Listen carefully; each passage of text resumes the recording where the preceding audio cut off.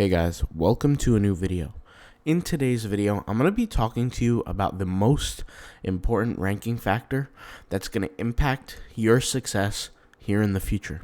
Now, before we begin, I want to go ahead and say that if you're a beginner blogger, you want to keep in mind what a ranking factor actually is. Okay, so a lot of people who are watching this might be starting their very first blog or thinking about starting their first blog. And as somebody who's done blogging for a very long time now and relies on it for my income, something that I have to worry about all the time is what are the ranking factors? What are the things that cause me to go, get ranked on Google? Or what are the things that hurt my ranking? What are the things that, take me from position 2 to position 9, for example? Because to be honest, that's a big hit, and it will really impact my income over time. And it might not sound like a big deal when you have a lot of websites, but when you have an income that is determined by algorithms, it's a big thing. My sole income relies on how an algorithm is structured.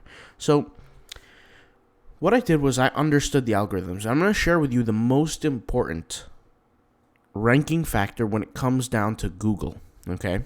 And this is actually going to become more important as time goes on. And the reason why I say that is because the world is being powered now faster and quicker by AI. And in the blogging world, a lot of people are not understanding the implications of using AI for Google. Now, I'm not going to sit here and say that Google is going to actually hurt your ranking if you use AI. That's not true. Remember, you have to put yourself in Google's shoes to understand what they want. And all they want is good content for their readers to enjoy so that they can provide you the best results, so that they can keep having a large amount of users, so that they can keep charging for ads. That's their business model.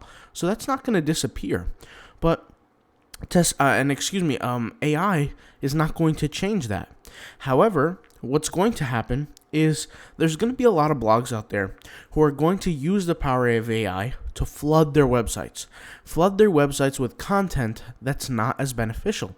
And Google has came out and said that every single time that they have to index a website, they have to crawl a website, they're burning fossil fuels. And it makes sense. They have to use electricity, they have to use gas to power the systems, supercomputers. The supercomputers do these complex algorithmic formulas. And these algorithmic formulas are composed of the ranking factors. And remember, a ranking factor is nothing more than a factor, I guess you could say, an agent of many that will cause you to rank higher on Google. So with these ranking factors, there are some resources that say there's over 500 ranking factors. Some resources have said easily that there's over 1,000. Some resources have said there are over 200. Regardless, there are many different things. In my website, cashcownichesites.com, I created finished creating a mini course around the ranking factors that you have to worry about. I have to actually fix the formatting here, but these are the ranking factors that you have to actually worry about. And when it comes down to 2023 and beyond, most people don't have to worry about the obvious ranking factors. The page speed, the speed of the HTML, things like that. You probably don't have to worry about it if you're using, unless you're using WordPress. That's a different story. And the reason why I say that is because when you use WordPress, you probably have a hosting plan with some company. That hosting plan is based on, megabytes, servers, gigabytes, how much speed you're getting, how much you have left, the different plugins you have, how much it weighs on your system. There's a lot of different intricacies, but whatever. That's not the point. The point is that for most people who are using something, for example, like Rocket Web Builder, let me go ahead and pull it out here. You don't have to worry about the obvious stuff like the page speed and all those kind of things. What you do have to worry about, however, is the content release strategy, okay? And let me explain what I mean. Because of AI's existence, you can now take an AI tool and replace the effort of hundreds of people if you have the budget, right? If you have the money. So what does that look like? It looks like you taking a software and connecting it to your website somehow, some way. Especially if you're a developer, if you're a coder, you can do this now. Probably in a year, everybody will be able to do this with any platform. But You connect this to your website and you release thousands of articles, assuming you have the budget. Like I said, this is going to cost because the servers to create these articles, the speed at which they're created, there's a lot of intricacies in it. But let's just say you can do that. What happens is that those thousands of articles, let's just say you're released. Well, what happens is Google expects you to create thousands more. Because what Google looks at it and says, all of these websites are my, not employees, but they're my contributors. Think of it that way. And if a contributor is consistently pushing content, right? And then just stopping in one snap, one shot, believing that, especially the creator believes that, we're done. Not only is that a predictor of non-human-like behavior, but it's also a predictor, right, of released effort or lack of effort, because you push as hard as you can in the beginning and then you just stop. Put it this way: if you were a boss, okay, and you had 100 employees, and you had 10 employees, and you had two groups of employees, and one of the groups, let's just say 10 employees, worked very, very, very hard for 2 months straight, and then they just stopped working completely. They showed up to work, they relaxed, and their argument is that, hey, I already did all of the work that all these other 90 guys are doing for 10 months straight, but I did it in 2 months. You're going to look at that employee and you're going to be like, this is not fair. I'm paying you to show up to work today, and you have to do your work today. And his argument might be, well, I already did my work for the first 2 months, and now I'm just sitting and relaxing. And it doesn't work that way with Google. Google is going to look at it and say, the speed at which you release content in beginning is or should be equivalent to the speed that you continue to produce updates or create content to your website.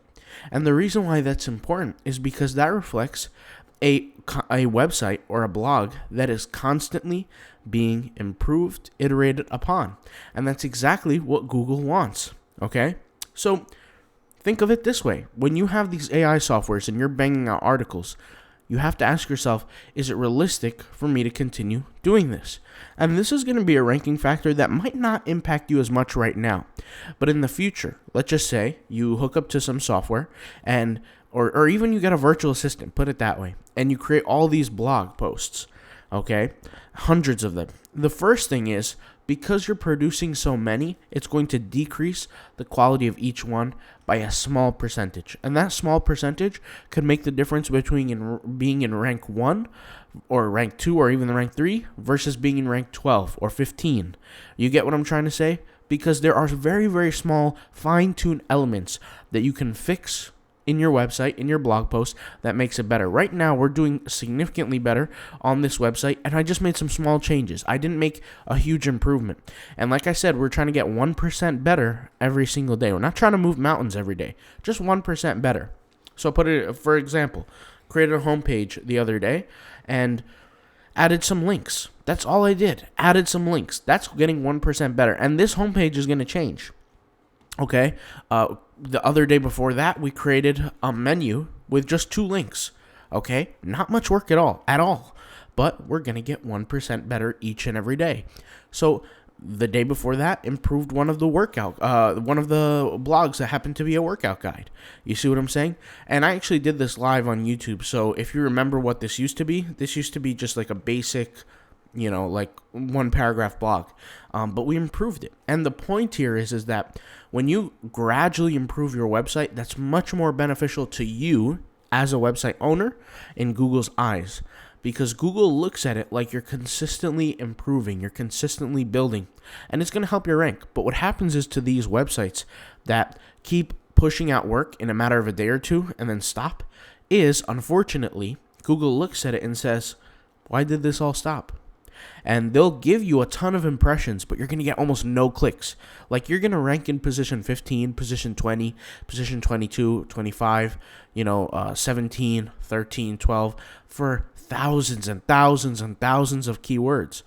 But you're not going to have that many articles that get to those higher positions, that 2%, position number 2, position number 5, position number 6, position number 1 even. And I wouldn't even consider position 6 a higher position, but you get my point. at least you can get some traffic off position 6. Even a few clicks here and there is anything better than nothing. But to be in position 15 or 17, you're as good as dead in that point. So the point here is that a lot of SEOs base success off of impressions. I don't look at impressions at all. I don't care for impressions, whether they go up or whether they go down. When I look at my Google Search Console, I'm focused on solely one thing, and that is my clicks over time. I don't look at it today. I don't look at it yesterday. I look at it over time. In comparison to the last 3 months, is my chart going upward or is it going downward? And I do have the premonition that, of course, with every peak, with every hill, there's going to be a valley. With every mountain, there's going to be a downward. And that's normal because Google's normally testing my blog. They're testing my articles. They're testing my content. And they're testing it amongst my competition, right? And they're weighing their options. They're seeing how people are interacting in real time. And that's normal.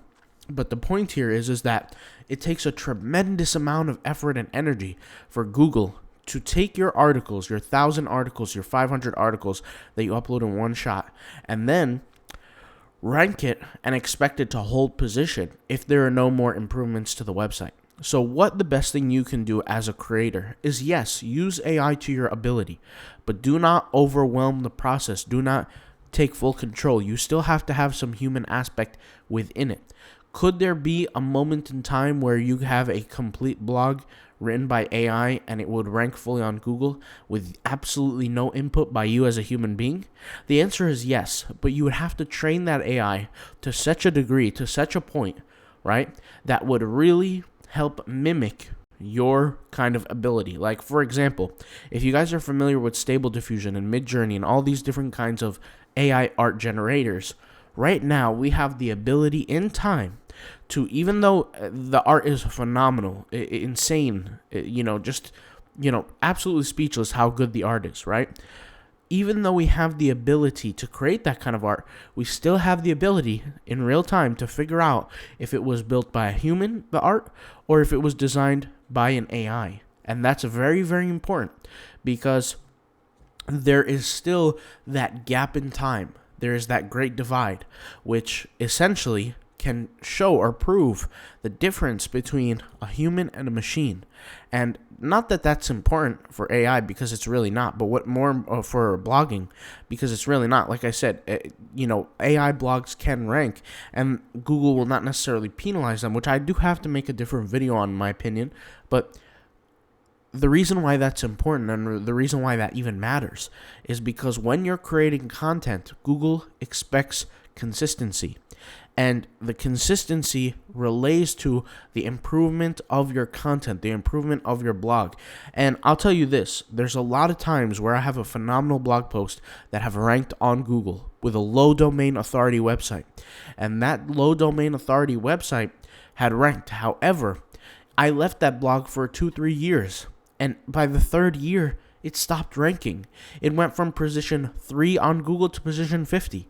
And the reason why is not only because of my own website and my lack of energy and effort into that website or that blog, but it's because that specific blog has been engulfed by its competitors. And Google now looks at the competitors as the better option because because recency has something to do with this as well. And recency is one of the ranking factors. Like I said, we discussed this all in the ranking factors course. Okay, I'm actually going to add a button here, by the way, for the people who are members so that they can just log in and get access to it whenever. Just very, very similar to, I believe, let's go ahead and take a look. How to write a super, let's see. Yeah, you see how I have a button here for this product about how to write a super blog post, and the link is like right here to access it if you're already a member. We're going to do the same thing there. So if you have got the ranking factors mini course and you don't know how to log in, don't worry, I'll add a button soon. By the time you're watching this video, there will be a button there pretty much for logging in. But regardless, what I'm trying to say here is those different ranking factors are important. Now, something that I do want to state overall is that remember what a ranking factor is. A ranking factor is simply just a factor. It is an agent. It is a percentage of many. It is a fraction, right, of the reason why you rank. And ranking factors are determined through algorithmic formulas. So for example, if Google looks at your article and ranking factor, for example, keyword density is a ranking factor, it now becomes a statistic, a mathematical statistic.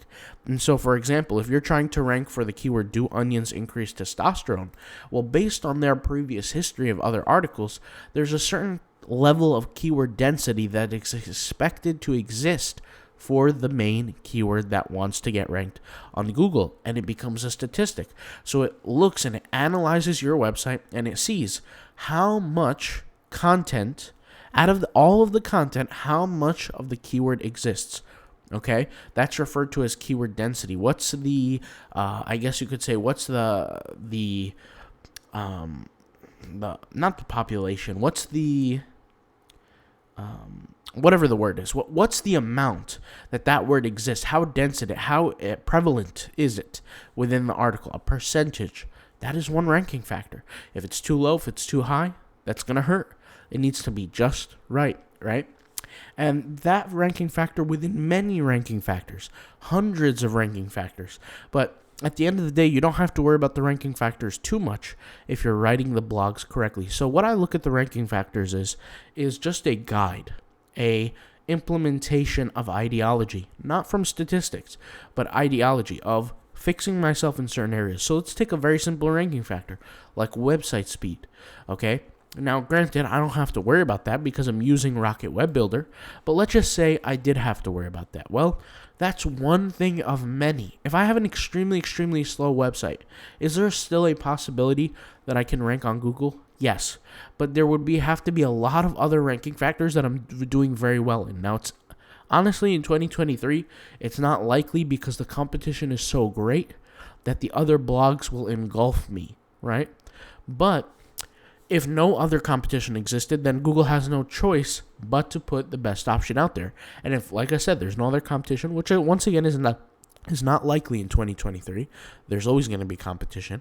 But if there isn't, then they're going to take the best option, which in my case is the slow article, is a slow website. So just keep that in mind, all right? These are ranking factors, and they're not ranking determinants. They're not the only thing that gets essentially, it's a factor. It's just simply a factor. It's not a whole decision maker, all right? I'll talk to you guys later. Thank you guys for watching, and peace out. Bye.